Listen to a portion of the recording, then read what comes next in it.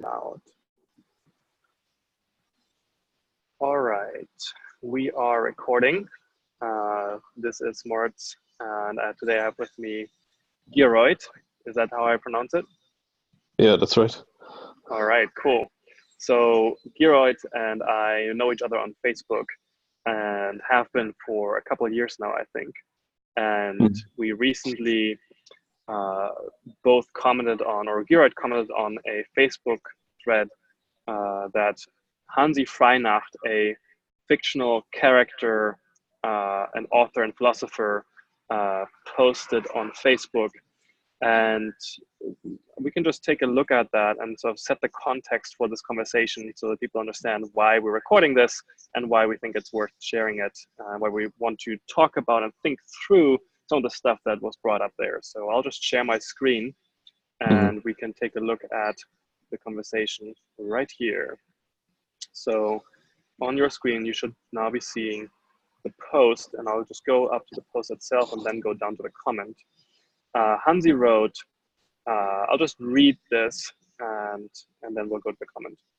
So there are two competing models which should be distinguished from one another. Modernity, leading to pomo critique, viewed as largely pathological and as a mistake, then leading to a masculine reaction which restores order and brings about a new organic nationalism undergirded by deep spiritual collective forces, which is the alt-right position, he says. Versus modernity leading to pomo critique, which is largely correct but politically impotent and ultimately leads to dead ends, then leading to the metamodern synthesis of the two, fulfilling the promises of pomo critique, postmodernist critique, i.e. reduction of alienation, inequality, and unsustainability, but by other means, in part by the employment of inner development and developmental multi-perspectivalism. And so this is his suggested political metamodernism. And so then you commented on that, relatively true and also false dichotomy. What do you mean by that? I don't remember exactly what I was thinking when I said that. Maybe that, you know, Well, you wrote underneath here, there's nothing about being integral rules out some amount of reactionary preservation of earlier emergence. That in itself can be a very second-tier position depending on how it is understood and formulated.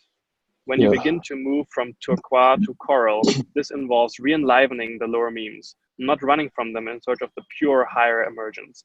Of course, I do not recommend doing this blindly or suggest that it is without potentially dire risks. It is ironic how unintegral and anti-first tier early integral is. And that's the point where I jumped in and said, hey, why don't we have a conversation about this? So do you want to expand on that, or is that sort of standing alone and then we can go into the discussion? Well, there was one thing that occurred to me about that when you were reading out Hanzi's original post, and that's that I think he has an allergy himself to most people that engaged the earlier memes. I think he has a significant orange allergy and blue/amber allergy, which would be, you know, allergies to capitalism, modernity, traditionalism. Right. All the things that I mean, traditionalism is quite old now, it's thousands of years old, but the orange meme isn't that old, it's only a few hundred years old. Right. And I think, I mean, of course I'm speculating here and I'm also psychoanalyzing, so I'll acknowledge that. But I see Hanzi being quite green and having an orange allergy, so right. In theory he embraces all these things, but when someone actually does it, he doesn't really appreciate it, you know? So what you're saying then is, from what I'm hearing you say is that in trying to move forward, Hanzi, from your perspectives, from his perspective, and sometimes also from mine, sort of overly denigrates previous stages of development, and then, from my view, also sometimes pathologizes other stages, or the same stage of development, but from a different sort of temperament. Exactly. There are some people who do go in the metamodern direction, but they do not share the sort of progressive bent that Hanzi and people like him tend to take it into. And so I think there's also a recent post on the meta right, where he also disparages the meta right as a sort of a pathological expression of metamodernish thinking. Do you remember that? I didn't see that, so I don't know. I'm surprised that he would have commented in that forum. I hear you right now. Ah, there you go. I wasn't aware that he participated in the Meta Right forum, so no, I didn't see that. I don't think he participates in it, but like I think he, or rather, the people who play Hanzi Freinacht are aware of and have been somewhat conversing with people in the sort of Meta Right group or frame. So, so yeah, but the thing that we wanted to go into here, that at least that prompted me to reach out to you and discuss whether we can talk about it, was that this disconnect between what purportedly is a higher understanding of how things work, which then still otherizes people who anybody. Like this, like if you have an understanding of how the world works and you understand to a very strong degree how people act, what they believe, how personal and social dynamics work, etc., I find it hard to believe that it's possible to otherize anybody because presumably you would have an understanding of how it could conceivably come about that you could interface with them.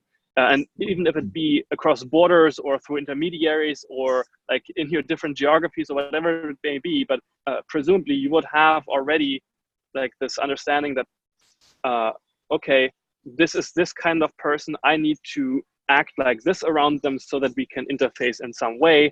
And I also know enough about the world that we can figure out a way to have some kind of mutually beneficial interaction or reciprocal interaction or omni-win or whatever paradigm or concept you want to use that is sort of on the not adversarial level. I assume that he would justify it then in the direction of, oh, some people that are committed to an adversarial game, and so you need to be playing that with them to for you to sort of survive, or even like make sure that previous stages of development do not come in and destroy the emergent higher stages, those kind of things. Does that sort of map to what you're saying? Yeah, and there's another aspect that's parallel to that. I mean, the irony of that is that Hanzi's whole, his gig is the listening society, so supposedly he should be able to listen to these people. But right. The other dimension to that is, like, not only should you be able to step into their frame, at least, partially, maybe not wholeheartedly, maybe you wouldn't enjoy everything that they say, and maybe a lot of it would be over the top and indeed a bit adversarial, but you'd also, as an integralist, appreciate that the level of consciousness that they're coming from enabled us to survive and get here and to lay the base fabric of society that, pulled us out of so many historical dilemmas and challenges, Right. It gave society a certain amount of backbone, and of course there's always externalities and there's always problems and there's always oppression that comes out of some of these new emergents, but they're all there for a reason, Right. That's I think the key point, that they're there for a reason, or rather that you can trace back how and why they develop. Like if you otherize and if you cut off and if you do not even attempt to integrate who they are and what they talk about, then you are basically saying just signaling your own impotence in some way, like your own inability to understand, your own inability to integrate their viewpoint, and in that sense, then also your inadequate development of your sort of consciousness, if you will.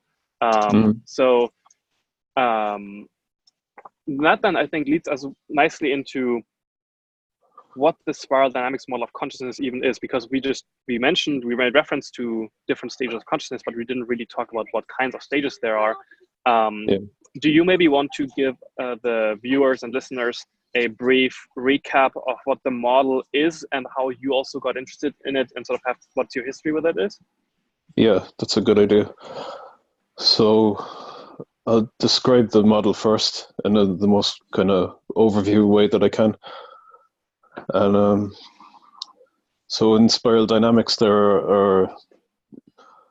it's purported that there are different successive levels of development. And it's the development of worldviews. So it has a kind of a political, societal kind of leaning to it, but you can also map it onto, the personal psychological center of gravity, say the level of overall development. And I think the first one is beige, and that's the most primitive instinctual level. So the challenge there would be to integrate, very base survival instincts. After that, purple emerged, and I think it's the magic level. And this is a kind of naive infusion or embeddedness in nature where there isn't much of a sense of individual self. I think maybe the bicameral mind emerged, and it gave rise to the next meme, which is red. And that's the sense of me, that's the sense of the ego center. After that, blue, or sometimes called amber, emerged, and amber was a swing back into the collectivist direction. And what amber did was it disciplined the externalities of red, so that people have to conform to, public behavior, rules and standards, laws, and that would be the level of, let's say, overt, unironic patriarchy. It actually is patriarchy. Right. And then orange emerged because, people started reasoning and they started seeing the essential appeal to authority in blue. And, they realized that the cosmos doesn't really work that way. Authority isn't a given, and authority doesn't dictate truth. So the whole scientific method emerged in Europe in the last couple of 100 years, and people challenged the monarchy, the church, basically challenged all the externalities of tradition and the ways it goes too far in oppressing the individual and holding back progress. Right. And it was the first truly egalitarian level. So individual rights are also an orange emergent.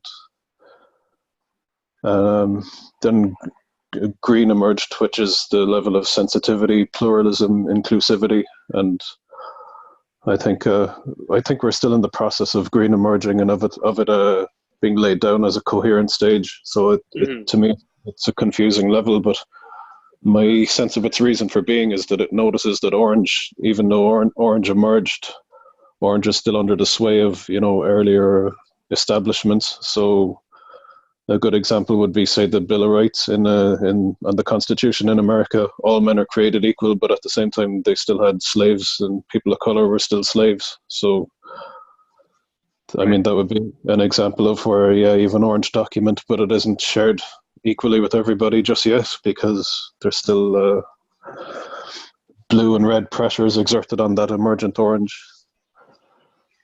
So then after green, you have the leap into second tier, which is the first integral stage, and the first stage of that would be yellow or teal in Wilber's system. And that's the first, let's say, non-reductive level of consciousness that can appreciate, at least in theory, all the earlier levels and can see a place for them. Right. And the people at this stage of yellow, ironically, are usually allergic to green, and they're often allergic to orange. They're allergic to blue. They might even be allergic to red too. So people often grow into yellow cognitively, and and there's still a lot of work to do, basically, even though the work is, you could say, it's endless. That's interesting that you say cognitively, like that there's a difference between recognizing and being fluent in the language of a certain mode versus embodying it and practicing it and sort of your suffused into your entire being. Mm-hmm. Okay, so yellow like is the first Yellow. integral stage, and it ideally integrates the previous ones, right?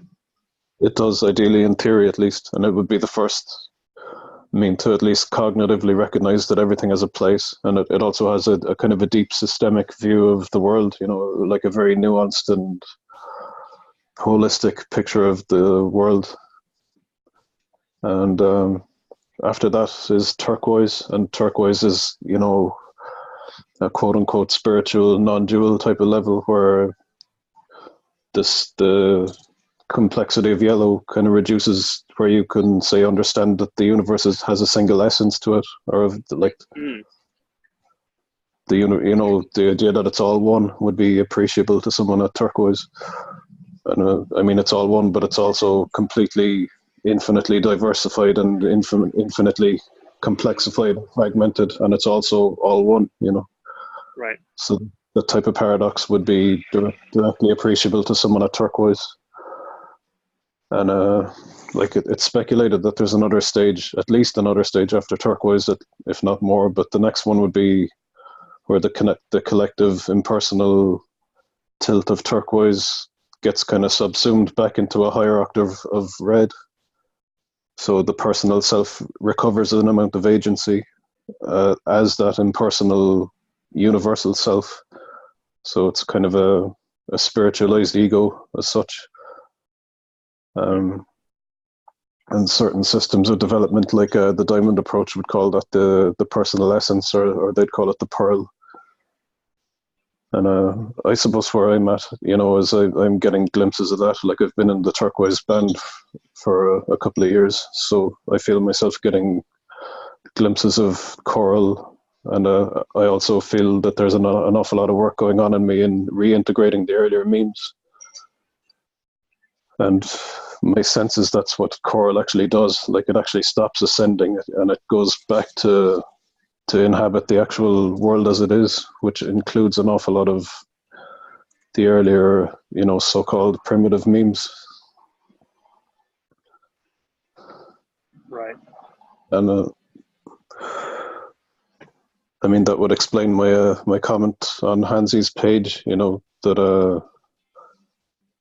I don't have the same allergy anymore about, you know, going back to include, you know, even enthusiastically include a lot of amber, you know, a lot of traditionalism and a lot of orange egalitarianism, a lot of modernity, because I don't feel we're at a place yet where we can just lay down this green pluralistic frame and not completely make a disastrous mess out of it, you know. Right. Because most people in society are still at blue, so right. Blue, like as a matter of survival at this point, needs to discipline itself via the rigors of orange egalitarianism, civil public behavior, you know, reason, logic, empiricism. But what we have going on now is that people leapfrog over orange because the education system is so colored by green that, you know, they get their hands on intersectionality before they've had any type of orange That's discipline. Interesting. Yeah, that's interesting. I never thought about that because the education system has the green meme so thoroughly infused that people are leapfrogging a stage that would be integral or essential to the development, and then probably later have to develop it on their own, so backward reaching from a later stage, which must be incredibly confusing. I mean, when people go to college or to school, and then they enter the quote-unquote real world of work, and that world of work prizes the orange sort of stage very much. They find themselves perplexed about why and how they were not able to function in that well, and how anything that they've, or how very little of what they learned in the educational settings translates to the workplace. And that must be very confusing. Mm-hmm. Like the orange marketplace doesn't really care at all about green unless it makes money for it, And right, it's another meme to exploit another market to serve, in a sense. Another demo to market to. And right. Like orange runs on incentives, and it's merciless in a way. Like if you can't sell something in the market, you can't sell it, and that's that. Right. It doesn't give a shit about your feelings. It's the same if you're at a job and you can't serve the company in the way that was agreed to or whatever. It's not gonna overextend itself in a green manner to care so much about your interior. Mm-hmm. It will flex to an extent, especially depends on the type of HR they have, but that is not the way the market works. Right. So I had to go back myself and integrate a lot of a lot of orange, because when I came back, when I became integrally informed myself, I would have been in that constellation of, let's say, unexamined sentimental green progressivism, which is all well-meaning but not very well examined. Mm-hmm. So it's like there's a discipline in over time looking at how the world actually works, as opposed to how you think it works based on right. It should, an ought is not an is, and right. Green really has a hard time with that, Right. Interesting. Okay, so we have a very rough understanding, or a pretty good but rough understanding of the different stages now and how they progress. I've heard different, even this one and the spiral dynamics one are different. Like this one does orange, green, yellow, turquoise. This one does orange, green, teal, turquoise, and indigo and all this stuff. I've heard other people talk about orange, green, teal, coral, and then azure. So there seems to be like a lot of different color schemes that are imposed on this, or that people understand this stuff through. Do you get a sense, or what is your sense of where sort of the large, what was sort of the distribution in the world of people at these different stages at the moment? I haven't looked that up in a while, but the last time I looked, I think I'm only taking a very wild stab at it here, but I think about 70% of people are blue, which means ethnocentric, traditional, in-group. And there's maybe the remaining 30% breaks down mainly into orange and a little bit of green, and then an even littler bit of emerging integral, which might be, it was a fraction of a percent, I think, when I first came around, and it's probably, at best, it's maybe 1 or 2, maybe 5% at the most now. Right. That's my guess, anyway. Yeah, that makes sense. And I guess one point that I find interesting in thinking about how these different and new stages especially emerge is the internet. The internet is the way that there have always been bubbles of sort of influence and communication and interaction. By definition, there's only a limited number of people, ideas, technologies, etc., that any particular person can interact with. And people or explorers or discoverers, like, for example, Marco Polo or Christopher Columbus, or people who have a lot of novelty in their life, they end up developing into higher stages, at least that's what my perception is, because they are forced to integrate so many different perspectives, so many different ways of viewing the world, so many different ways of being, even, that they reach up higher. And then as a result, they also gain charisma, they gain power, they gain influence, they gain understanding of the world. And so today, with the internet being a near universal fact of life, at least in most countries, and on a very large number of people now, even people who do not have very high, or cultures and societies who don't have a very high development of technological integration, the internet still is a factor. I know that I think the penetration of mobile phones into the population is the largest in the Philippines, for example, which I would assume runs even more on blue than the West in general does. Absolutely. And so everybody is a large percentage of the global population is exposed to the internet. Although I would assume that different people and different stages of consciousness, if you will, interact with it differently. For some, it's just another way to do things locally. For some, it is a way to research. For some, it is a way to connect with people from all over the place. So the internet itself is also a sort of hyper object or an abstract concept that isn't uniform. People's experience with it is very different. But overall, in general, people who have a basic curiosity about life and about the world, they are able to make use of it in a way that allows them to reach into places they wouldn't otherwise be able to reach, especially at the low cost and at the quick feedback loop, if you will, that the internet enables.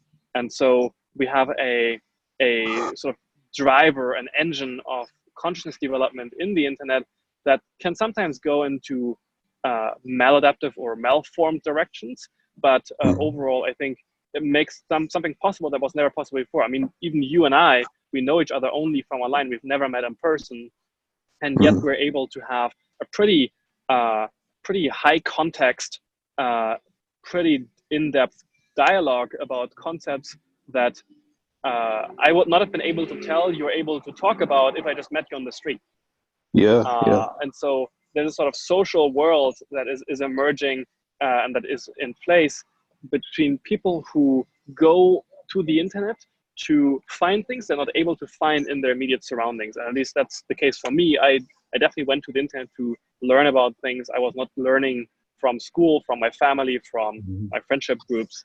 And by now, it definitely has become one of the main ways that I live my professional and personal life. And I don't even distinguish between those anymore so much.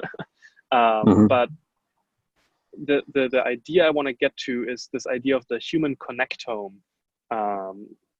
I recently heard somebody talk about the connectome as it's this idea of people becoming part of a sort of human brain, and not in a way that's like subsuming necessarily and over determining individuals, but as having quick enough or fast enough, cheap enough, and constant enough communication between individuals in the world that a sort of new dynamic is emerging where something Hanzi is writing on Facebook leads to a comment by you a couple hours later, then to a comment by me on your comment a couple hours after that, then to a conversation now. And like there's this transformation of information into some medium, then some interaction, then another type of interaction. And then maybe this thing will be we're currently recording it, then it comes onto YouTube, then it informs other people. There's this sort of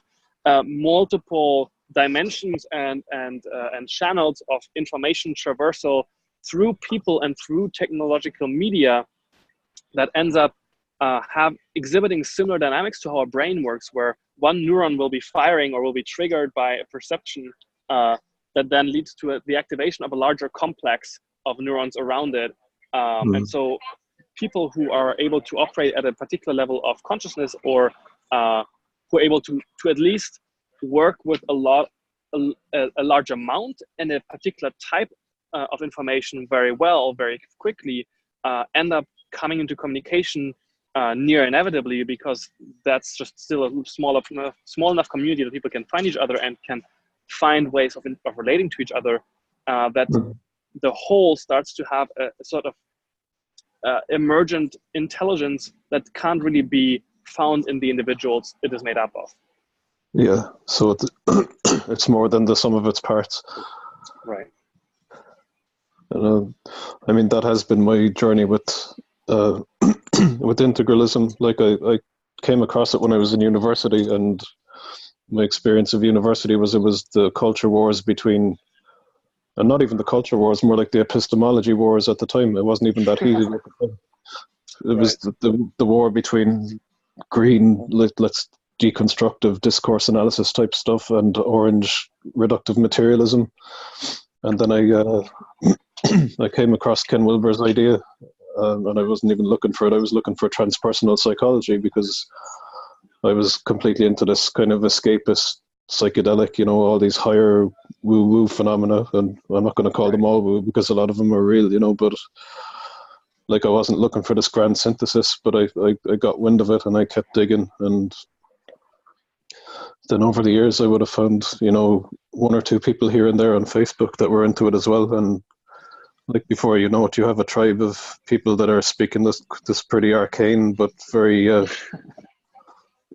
you know, deep and broad language that has has apparently enormous explanatory power, you know, right, or at least enormous power to frame a lot of things in very compressed language. right. Interesting. Yeah. So then you end up with you could even call it, like, I think I've heard it be called different names, but one name that I heard is like the Digerati. Another one is like the technogencia, or like there are different ways of talking about it, but basically people who know how to use information media in a powerful way, and to exert influence on world affairs from the comfort of their phone or their desktop back home. Yeah. And I mean, it would have been similar for me, where you know, I would have had a great hunger for conversations at this type of scale when I was younger, and I couldn't. It's not that they weren't available in person, you know, but you just don't know. Like you said earlier, you might walk up to someone and they might have this type of understanding and this type of frame, but it's a complete gamble, you know. Mm-hmm. Where you can shortcut to people with an explicit interest in all this stuff online, and you can find them very quickly, and you can bypass a lot of the physical social contract. Right. Interesting. I think I want to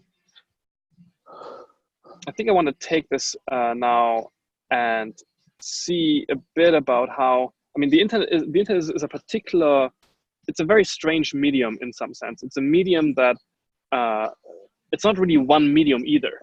It's more a concept we assign to a whole host of technologies working in concert to give us a relatively seamless experience of being able to receive and send and interact with information and with other people through those channels. So there's HTTP, there's the DNS system, there's the different programming languages that allow us to have interfaces, there's UX, there's all these different technologies and ways of working with information and with visuals and with the computers that we work with, that we then call the internet. And so it's a very dynamic medium. It's not a static medium. I think that is also the difference, one of the larger differences between it and, let's say, books or radio or whatever it may be. Like we had a certain type of society emerge from the sort of broadcast media being radio, television, newspapers, even books. I would call a broadcast medium of some sort, where there is a single or a group of authors, as in like there's somebody who creates the information, and then there's a much larger consumer or audience base for that information.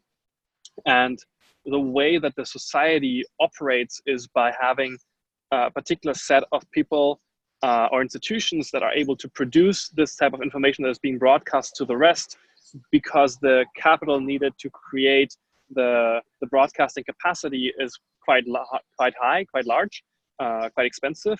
And so you have to regulate access to that broadcasting medium because by definition it is scarce. And so then that engenders all kinds of dynamics of having to show and demonstrate that you are bought into the dominant narrative about something, so that the people who own the mediums, the media to broadcast, give you access to actually broadcasting through it or letting your message go through it. And so there's sort of upward funnel that that presses people into a particular shape before they are able to sort of come out the top and then let information traverse back down again from whatever they want to say. It makes me think a lot of what the music industry was like before it broke down, and it's like you had a peculiar mix of the absolute worst, lowest common denominator consumerism, and you also had this meritocracy because there was a genuine A&R dimension where people went out and they actually found real talent and boosted it, through capitalism and distribution and all this stuff and platforming. So, like, I have really mixed feelings about it breaking down. There's a lot about it I miss, to be honest. Even though I obviously love P2P, but I miss the days when, a great album would come out by a huge artist and it would take over the planet for a while, Right.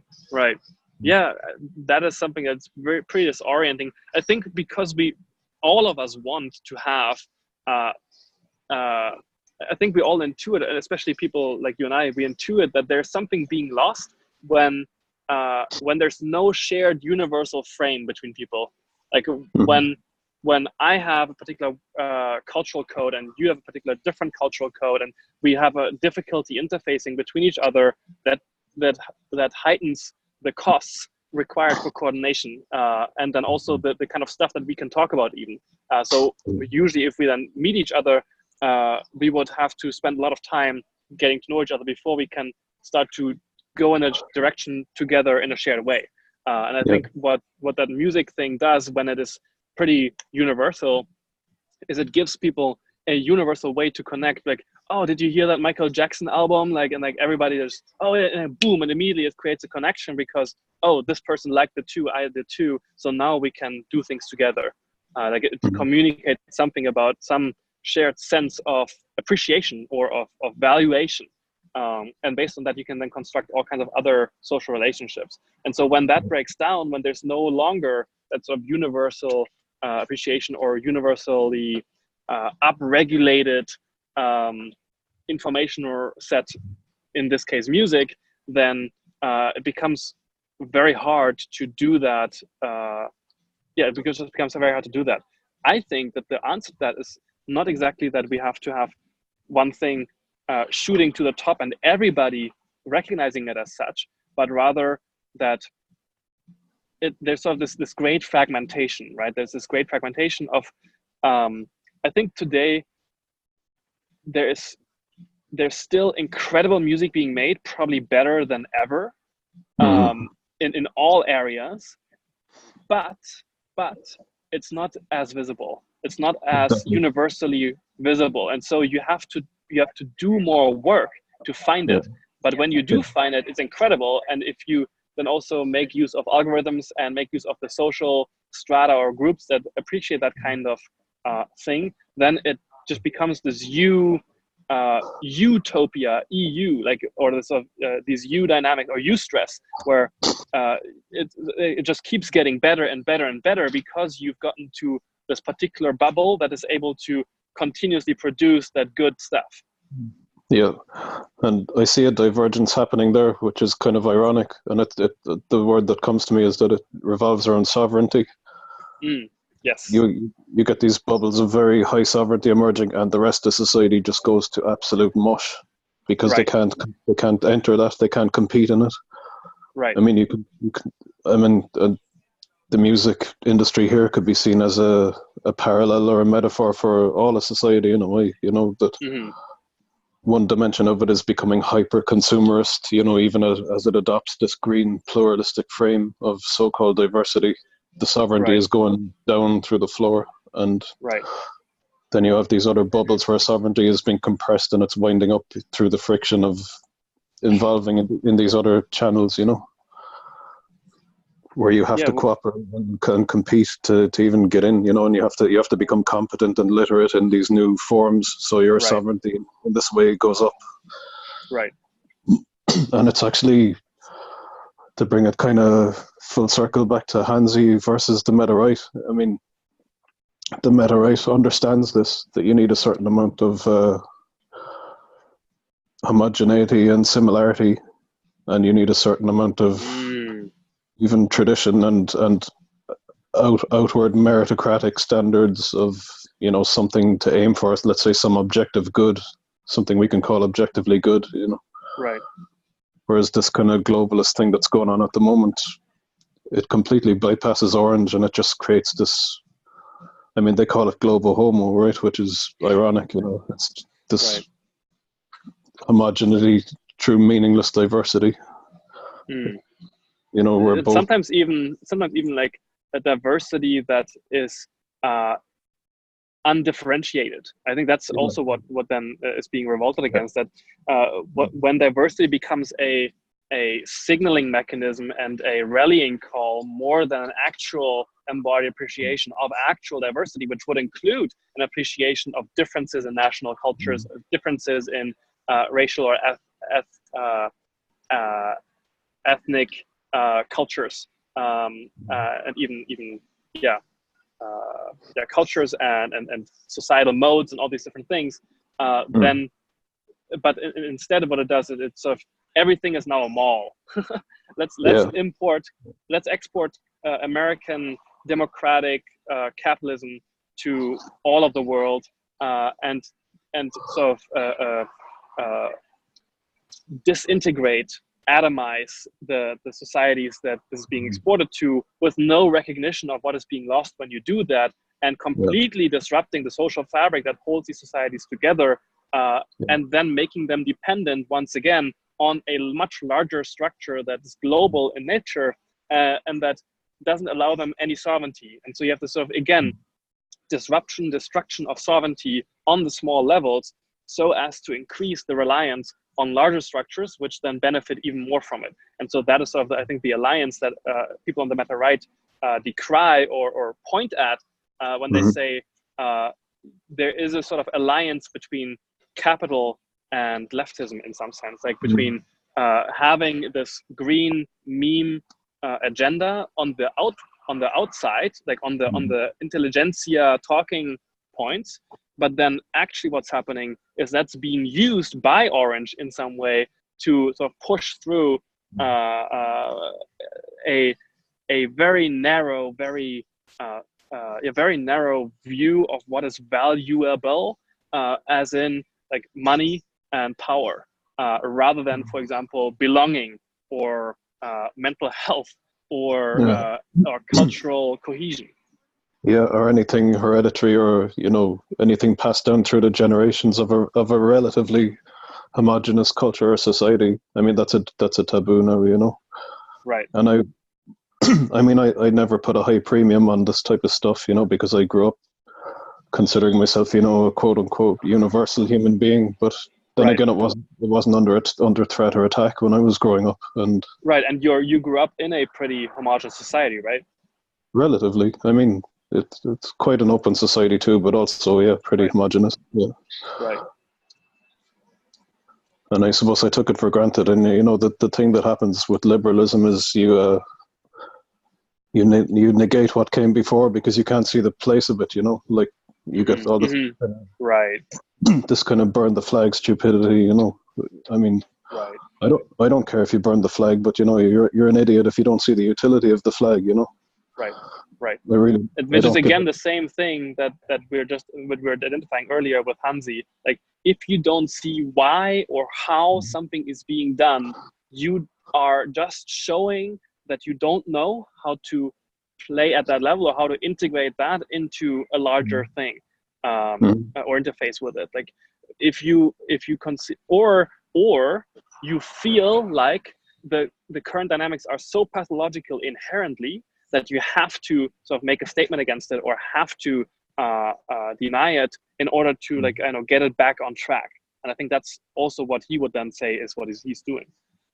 He would say that, of course, but I don't believe him. Right.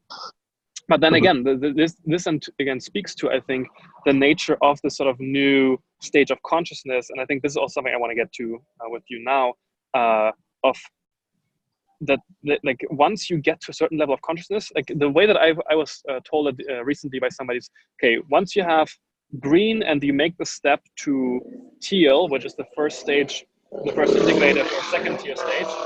Sorry about the noise. The first integrative stage. There is a shadow still to teal, and the shadow in teal is that you privilege emergence, as in waiting and sort of letting things happen rather than making things happen over that. So you privilege waiting over action. You privilege emergence over structure. You privilege inaction over action, for the reason that that is the strategy by which you can take any previous stage and sort of integrate it. Because what you do is, instead of asserting your own stage in the interaction with the other stage, like with a embodier of another stage. So for example, if I talk with somebody who is on the green stage, and I'm at a higher stage, the way that I have a dialogue with them is I am not reactive. I'm non-reactive. So they say something and I don't react to the words of what they're saying or the concepts they're using, but I'm more like letting them say something, because I don't feel the need that I need to assert what I think is right or what needs to happen, because I understand that they're just acting that script out to some degree. And that I actually find it more useful and more valuable to keep the personal relationship with them over any particular disagreement I might have with them over like language-based interaction. And so when I don't react to them, they then just run out that script, keep running it out. And at some point, it's sort of like they've run the script. The script comes to the end, and and it's like idling. Oh, what now? And it's in that space that we can then have discussion, because they're now no longer like an NPC acting out the script that is a sort of compulsion more than it is an intelligent choice. And so when you do this over and over, and it is very effective, I've noticed it in my life, you can fall into the trap of leaving too much space, even for particular individuals who embody previous stages mostly, who do not care about like a mutually beneficial interaction. And so, for example, if a blue meme person who's sort of so powerfully invested into that mindset, who perceives in you something that like he doesn't agree with, he will just like, I know, like go into the space and like just do his thing. And so on the global stage, you have also this sort of opening up of boundaries through the green meme, and the disruption of sort of previous stages, or like the criticism of previous stages, especially orange from green, and then other ones as well, which then opens the space, because you're weakening those stages in your own societies. You're making space for other societies sort of filling the vacuum. Yeah, and those societies often do not have a reciprocal frame. They don't have they don't necessarily have a green frame themselves. You know, they could be very hard. The likelihood, given the demographic breakdown, is that they're hard blue themselves. And we're going to learn this the hard way, you know. That's what I see happening. Right. Because so, green abhors like any statement of limits. It can't distinguish that from bigotry, because what passes for green currently, I don't know if I'd even call it green, because it's really blue in essence, you know. I don't know what green will look like in, say, another 100 years if we're still on this planet, you know. It could be much more healthy, but at the moment, green absolutely abhors any, you know, operational leaning discussion of limits, consequences, costs, externalities. It cannot distinguish these from bigotry, and it attacks the social capital of a person who raises that discussion, you know, because the person doing that usually has no concept of it. They usually have very low sovereignty themselves, and they're completely embedded in their progressive liberal kind of signaling environment, you know. Like it's probably everyone at their job probably thinks the same way, and that's the agreed upon social code of that space, you know. So it costs nothing for these people to just pile on a person that says, you know, wait a minute, maybe we should, you know, not necessarily stop immigration or stop refugees, but maybe we should discuss the long-term, you know, effects on that. Yeah. it has So we can effect. actually do something with it, and make it beneficial for all parts. Yeah, yeah. And I mean, reciprocity is a key thing there, you know, and you, it's reciprocity with the out groups, and it's also reciprocity with our own liberals, and it's and the not recognition, looking. I think, also that some of the stuff that has been developed in the West, for example, first at least, even though it may not be only here, is worthwhile protecting, is actually accommodating of even this type of consciousness or this level of development existing, and as such, they should be very concerned with and trying to understand why and how this was even possible, and then to protect anything that was able to lead to that. Like, because if you then attack the very way by which you were able to get to that point, you then make it impossible for other people to reach it, and so you then have this overreaction on what looks like a political thing, or what shows up in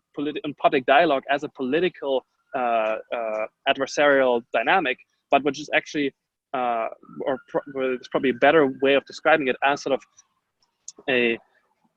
I think of it as like reaching up into higher stages of development, which have a legitimate reason for coming into existence. And then the difference between up here and down here, or like all this part of the curve being so stark and so strong that the ability to communicate gets lost, because you literally start to speak different languages, and you start to only be around people like you at these different stages.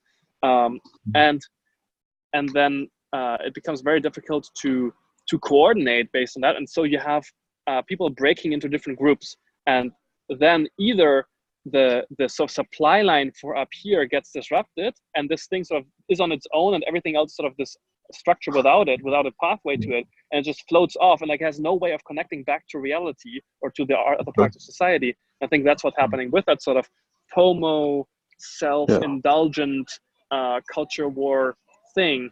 And I think, and so then, but if you look at how you arrive there, you can then figure out how to get people faster through that funnel and up there. Key points. I agree with everything you said. Yeah. So with where you want to say something about this more? What was I thinking?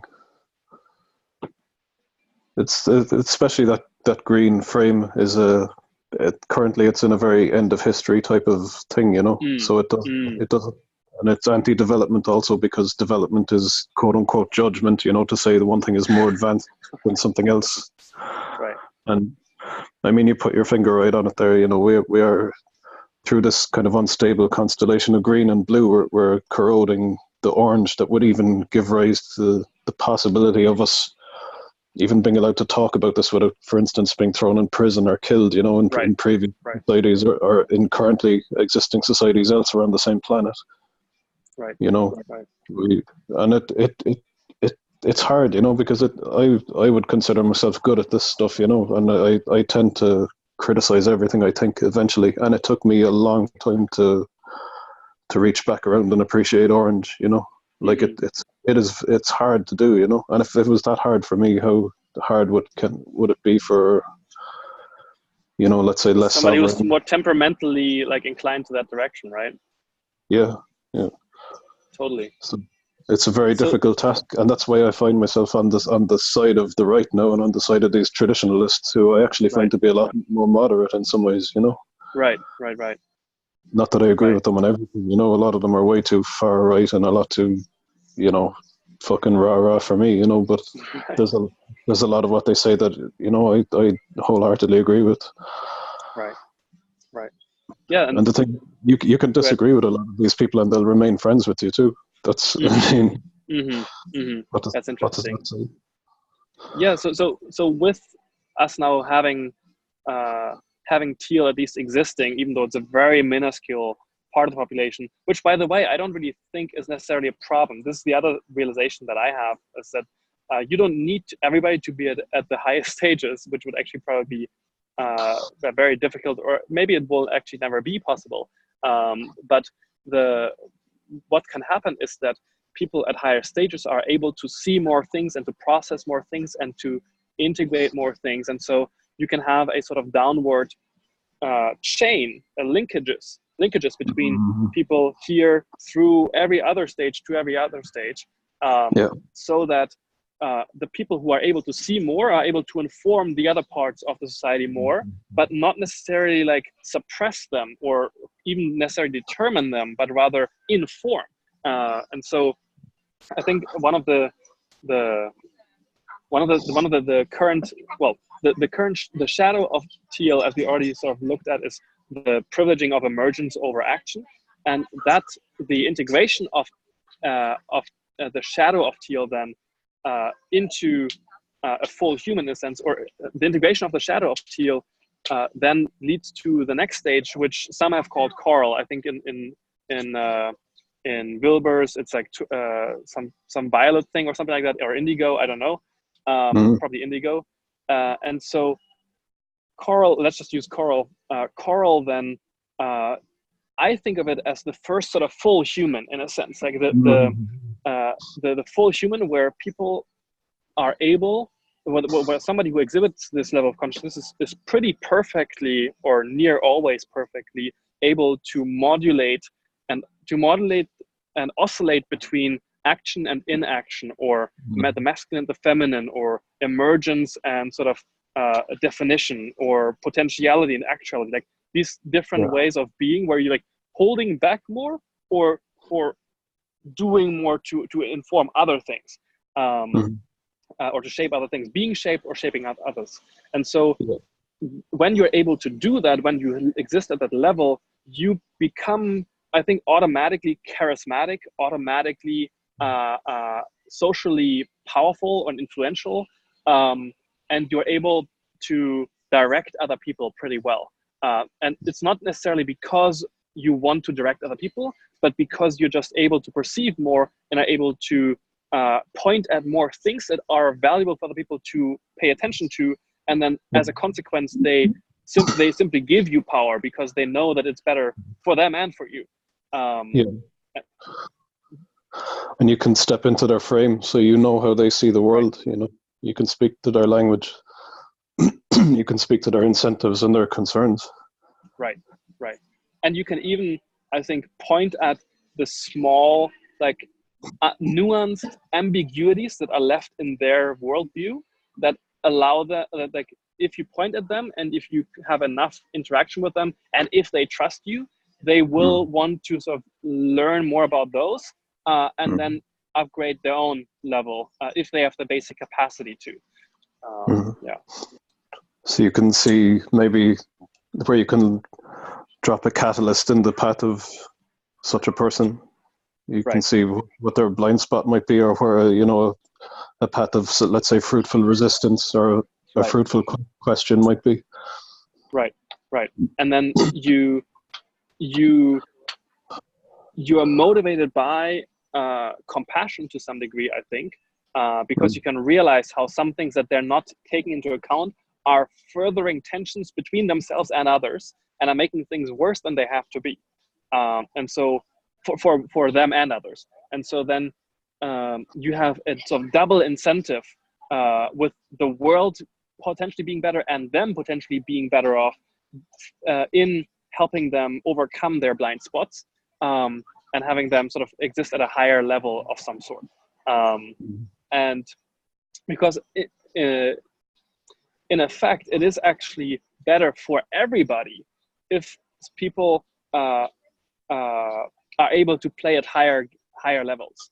It doesn't mean that they have to operate at those levels the entire time, but at least having basic fluency, even in levels that they personally are not able to stabilize in themselves, allows them to communicate with them, with those other levels, and to not contribute to sort of these reflexivity or mimetic spirals or cascades, where something that an Antifa person does over here leads to a reaction by this alt-right person over there, that then gets amplified by this Antifa group here, which then the alt-right a media outlet denigrates, and sort of this spiraling out of control of a single action becoming a sort of whole vortex of attention suck and actually problem generation.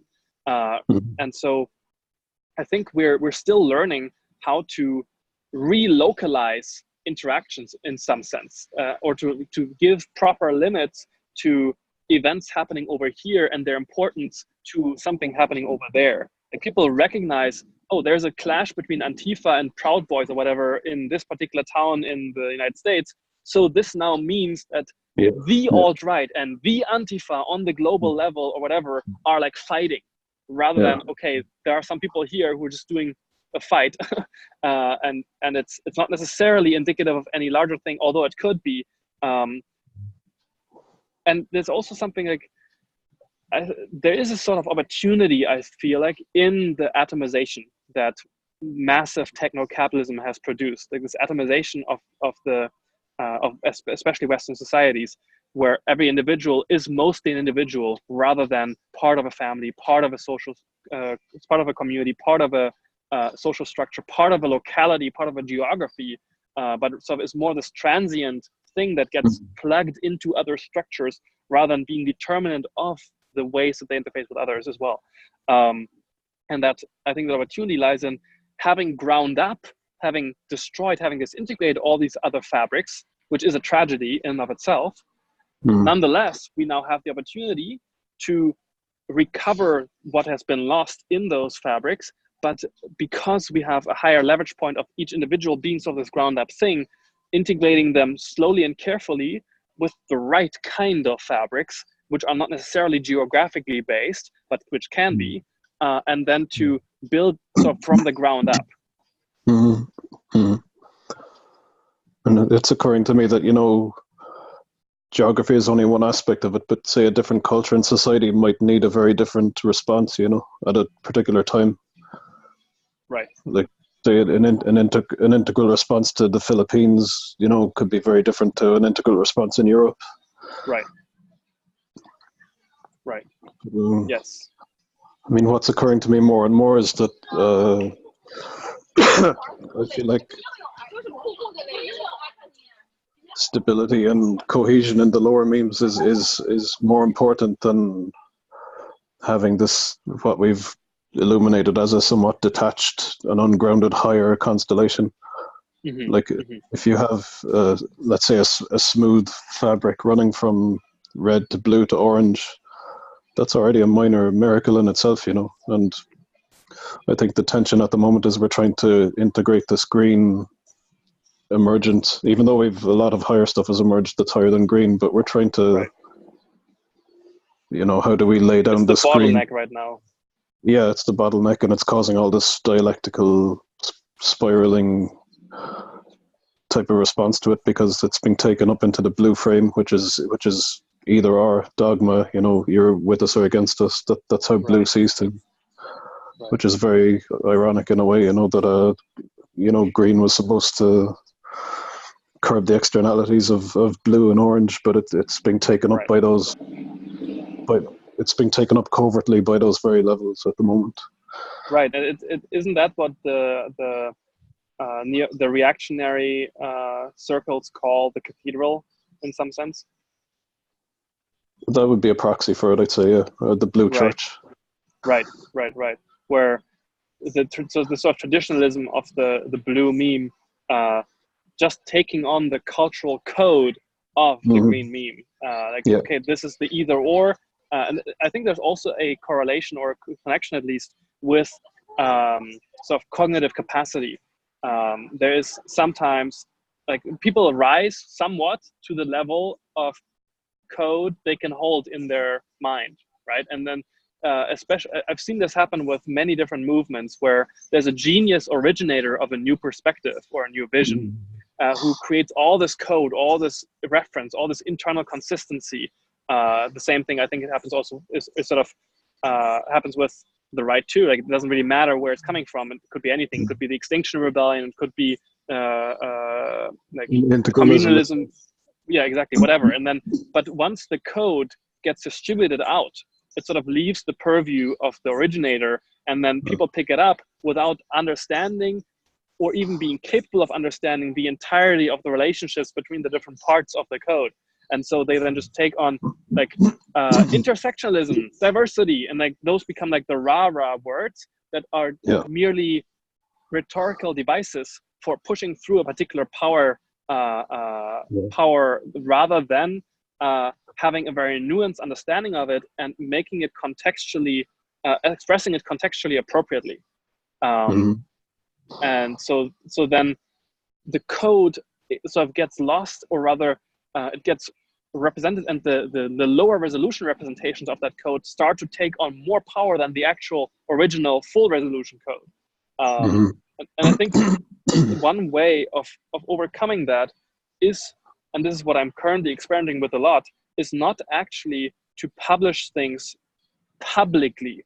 Like, I think even the concept of public is a very confused concept. I think what it really is no limitations to access, in a sense. Like you're not specifying limitations to accessing certain types of information.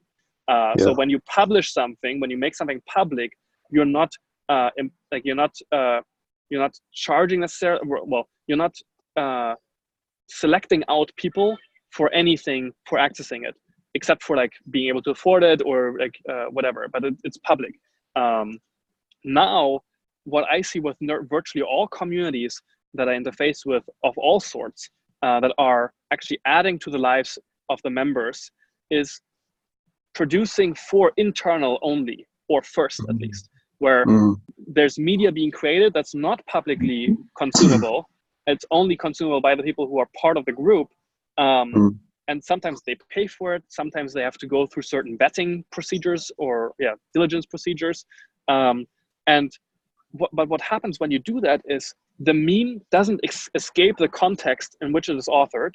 The code doesn't get sort of blasted to everywhere, and people don't interact with it who are not able to contextualize it. And so it's actually possible for that group then to build up a strong coherence internally, which starts to exert a pull on the people that the members of this group interface with. And so then that group becomes attractive as a group to join for many different people.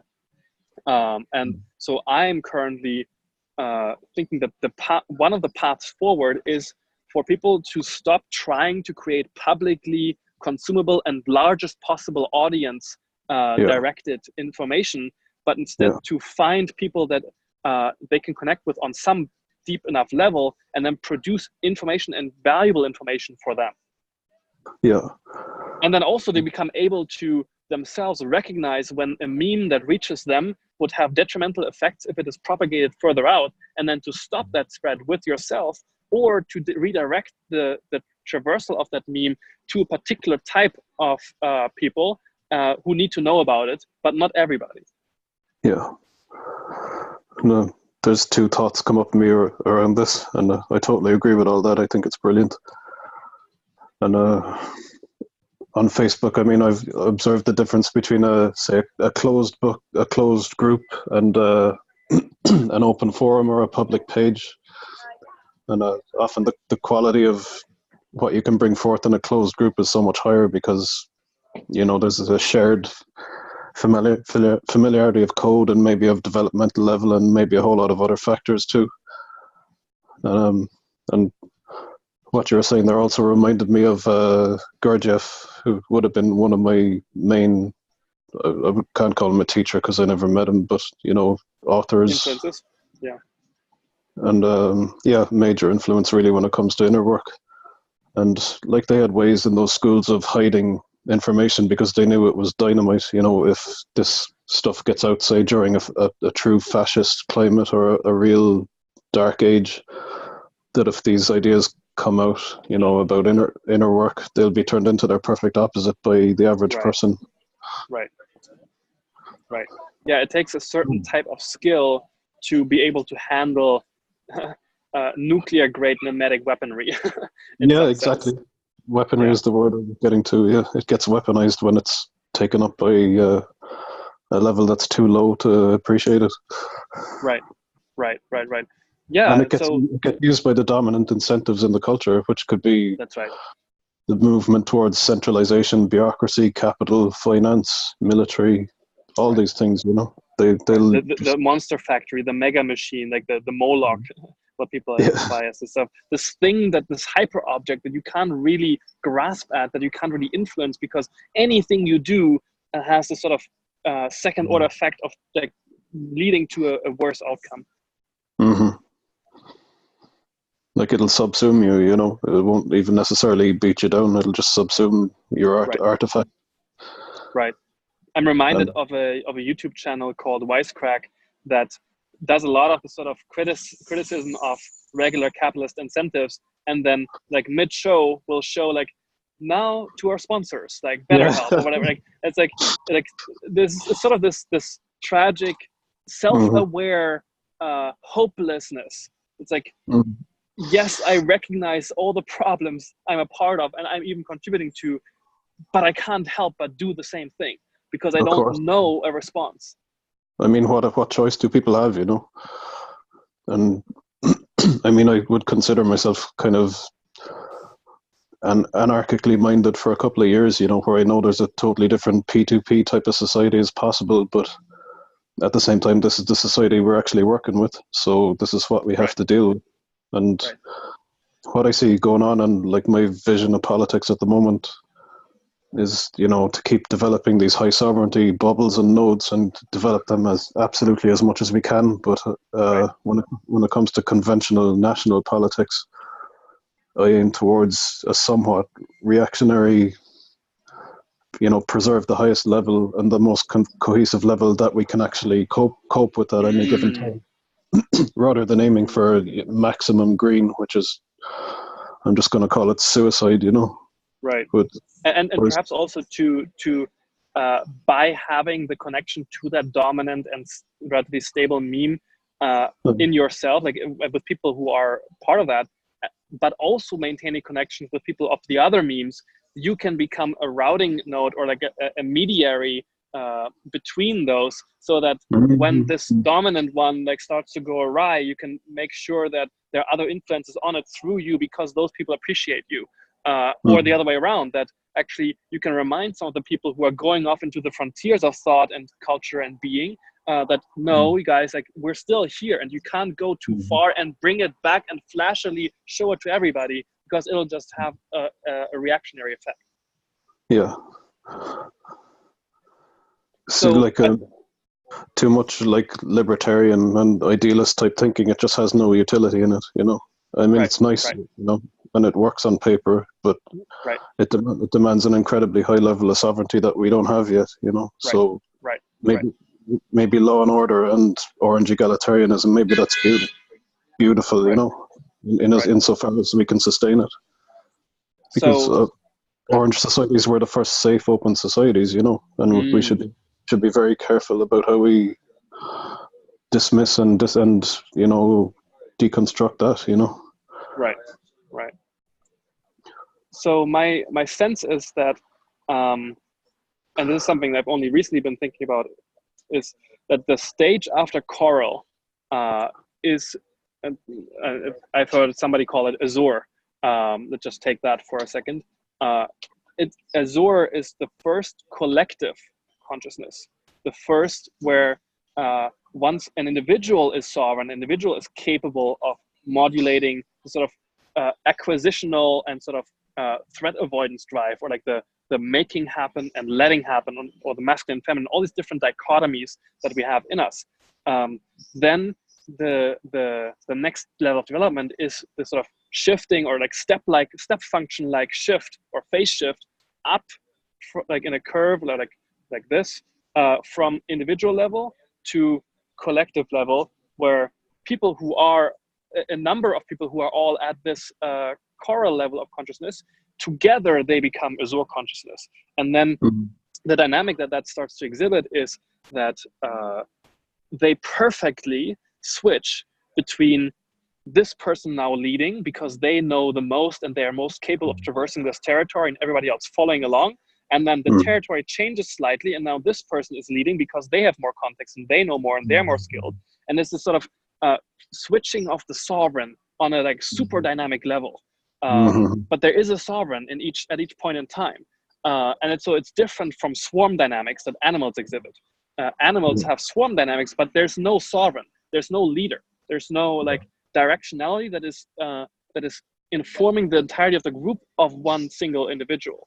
I mean, you have sort of you have ducks that fly like in these V formations, and there's usually one at the front, but it's more of a like pragmatic arrangement of this thing, like now taking this thing, and then somebody else taking this thing when it gets tired. But it's not really that this is determining where they're going, because everybody is already determined to go in the same direction.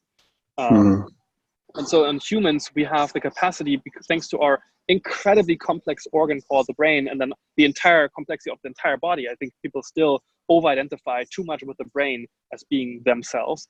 That can take so much information and so much context, so much experience, and apply it to the present moment. And then if you do that very well, you can get to a point where you're able to bracket and leave out in any moment the entirety of your experience that is non-relevant to the present moment, and you can focus entirely your attention on what is actually happening, so that you can engage your entire body, your entire senses, and your entire internal useful memory and capacity, and become a skilled sort of surfer or leader or guide. And so the direction that I think I personally want to move into is reconstituting the social fabric around a honest, true trust relationship between people at all stages of development, where the trust relationship is personal. It's not scaled. It's not abstract. It's very personal, very direct. And there's sort of a trust chain, if you will. Like, I don't have to have a friendship with everybody, but I have a friendship by proxy with nearly everybody. Or I can very quickly create a friendship with somebody, because I can usually find somebody who's between us who I already have a good relationship with. And then to have, for me, for example, to do my work with information and with companies and communities and all this stuff, and then for other people who appreciate that honestly, to support some of my work, but then also to take parts of that work that they themselves can make use of in the people that are around them and that they support in their lives. And so you have this sort of downward distribution of capacity from people who reach up highest, sort of like branches of a tree towards the sun, and who then bring back the energy of like the sun through the branches, down through the trunk, the middle, if you will, the strong middle, down to like the roots that actually anchor us and ground us in reality. And so you have a sort of structure of, it's not a pyramid like this, but it's like a double pyramid, like this and like this at the top. And it's like, okay, the individual then sits, each individual for their own life sits at the intersection of those two. And so they are able to sort of reach higher and interface with higher, like, spiritual things, but then also stay grounded in what is actually sort of happening in the material world, and that they need to be able to interface with, for them to not like tether off and float off into Never Neverland. Yeah. And I think early integral and a lot of early development for a lot of quote-unquote spiritual type people is biased towards that Never Neverland and that sort of hermetic, isolated type of thing. Right. And I think I'm at a phase myself where I'm actually coming out of that, you know. I mean, this is even my first time doing a podcast like this. And I mean, I've had all this information in my brain and all this contemplation going on for years, you know, but it's time to start sharing it, you know. Nice. I think that's a good stopping point, actually. Sorry, go ahead. If you want to stop, that's okay as well, you know. But I just had one thought of what you said about Azure. Right now. What you said about this Azure meme, the one above Coral. Hello, can you hear me? Yeah, I can hear you again.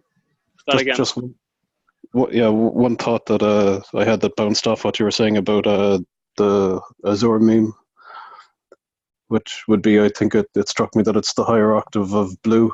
So, whereas blue would be rigid patriarchy based in codified dogma, based in the past, based in what we already think we know, and all these kind of heuristics that might be proto-orange, the Azure meme would look at reality in real time and determine what's the best course. So it would be Still breaking up for me, my bad.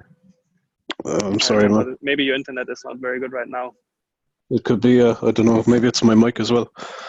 Maybe let's disable our videos for a second and then see. Okay. So, all right, go on. I'm not sure how much of that you heard, but my basic... Start from the beginning. Okay. The thought I was having was that the Azure meme, which is the next collective meme after the more individual-leaning coral, is a higher octave of blue. So whereas blue would operate via centralized authority and power, and it would operate via dogma, via the past, via kind of rigid codes. Like Azure supposedly would be able to make use of a relative amount of structure and authority and power and leadership, right. But without the solidity and without so much top-down oppression. Without the adaptiveness. Yeah. Or no, with the adaptiveness. Well, Azure with the adaptiveness and without the the terrible externalities of blue. Yeah.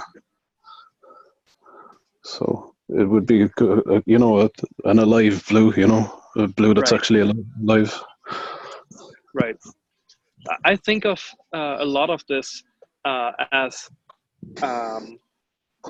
us returning again to a like omnidirectional communication frame or paradigm, like or coordination paradigm, even like with the development of the electric-based media or broadcast media in general, like the dynamics changed a lot of how people communicate, what they pay attention to, who gets to say what, who gets to determine things.